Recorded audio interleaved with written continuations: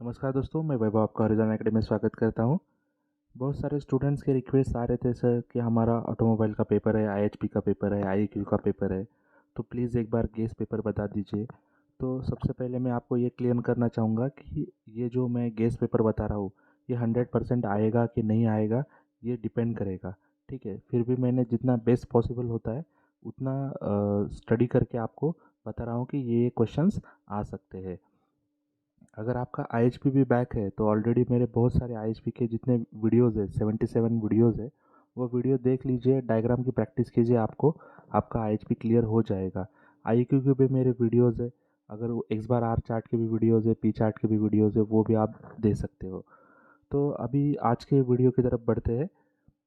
ये जो समर 22 का पेपर, री एग्ज़ाम का पेपर, मैंने दोनों पेपर का एनालिसिस किया है और क्वेश्चन नंबर 2 से एनालिसिस किया है। जैसे कि आप देख सकते हो, समर 22 के नीचे मैंने पहला क्वेश्चन लिखा है क्लासिक ऑटोमोबाइल्स, और उसके सामने क्या लिखा है, 1 लिखा है, मतलब वो फर्स्ट चैप्टर में से। री एग्ज़ाम में भी क्या आया था, ईवी का क्वेश्चन आया था, वर्किंग ऑफ ईवी का, वो भी फर्स्ट चैप्टर में से था।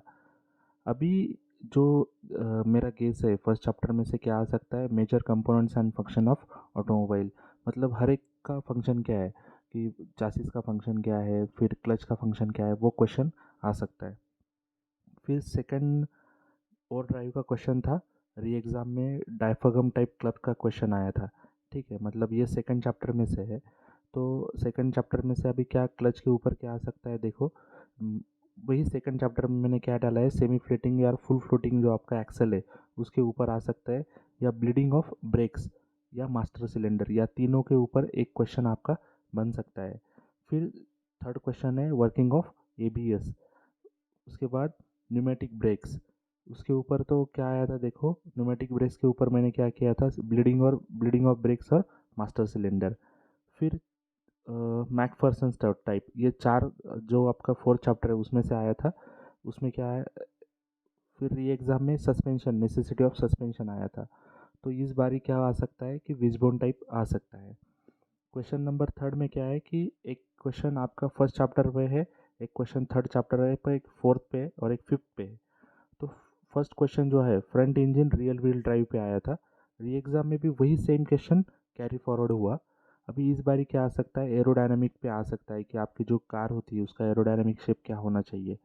फिर उसके बाद layout of air braking system third chapter के ऊपर है, री एग्ज़ाम में difference between mechanical and hydraulic brake के ऊपर आया था।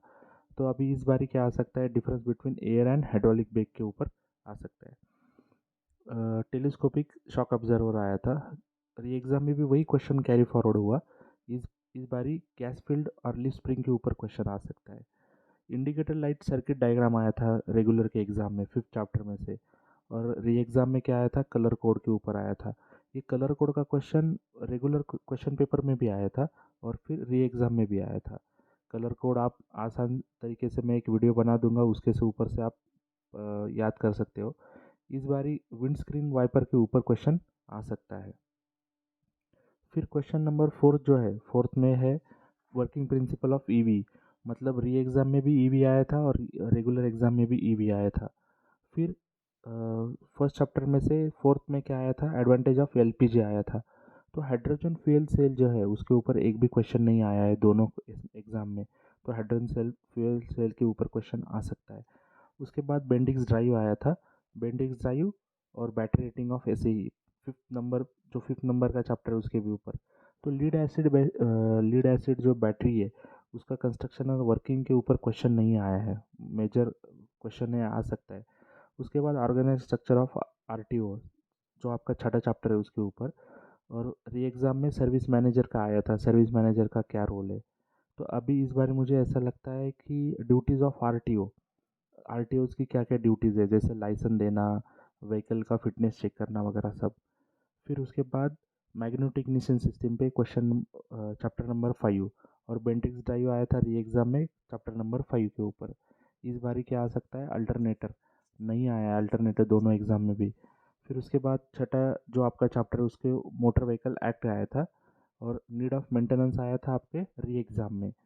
तो मेंटेनेंस तो नहीं, लेकिन एयर बैग के ऊपर, सीट बेल्ट के ऊपर, या कोलेस्टेबल जो स्टेयरिंग है, इन तीनों के ऊपर एक क्वेश्चन आ सकता है आपका, ठीक है। फिर क्वेश्चन नंबर 5 है। क्वेश्चन 5 में कांस्टेंट में गियर बॉक्स आया था, भी डबल डी क्लचिंग आया था क्वेश्चन चैप्टर नंबर 2 से। और डिफरेंशियल का भी क्वेश्चन आया था री एग्ज़ाम में, तो इस बार ही सिंक्रोमेज गियर बॉक्स का आ सकता है। फिर रैक एंड पिनियन आया था थर्ड चैप्टर से। री सर्कुलेटिंग बॉल टाइप स्टीयरिंग आया था थर्ड चैप्टर्स में री एग्ज़ाम में। तो अभी पावर स्टीयरिंग के ऊपर एक भी क्वेश्चन नहीं बना है इनका।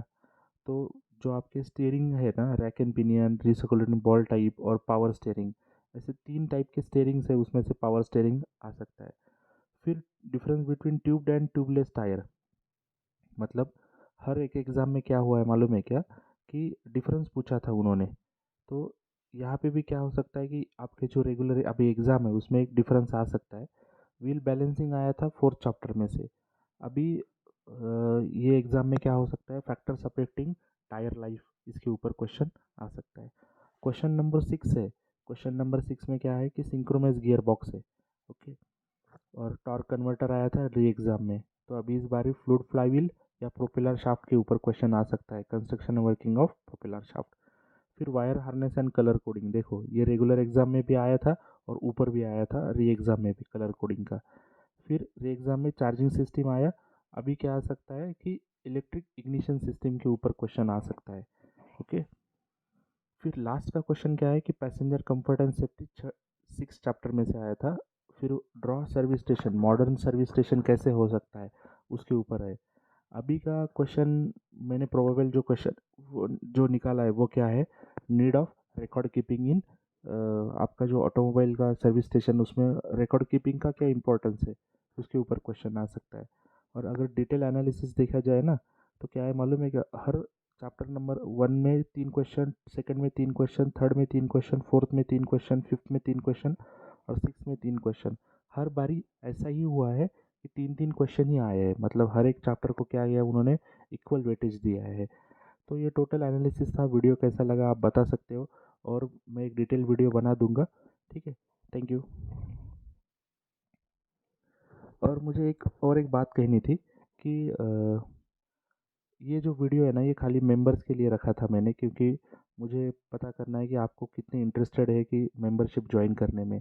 बाकी के जो आईएचपी का गेस पेपर है, इसी तरह से मैं आपके लिए लाऊंगा। आईक्यू का भी आपके लिए लाने की कोशिश करूंगा। लेकिन अगर आपको ऐसा लगता है कि एक बार मैं लाइव आके आईएचपी का पूरा सिलेबस कवर करूं, या आपको एक दिन या 2 दिन में आपको पर्सनल कोचिंग चाहिए, तो मैं आप मेरा नंबर डिस्क्रिप्शन बॉक्स में दे दूंगा।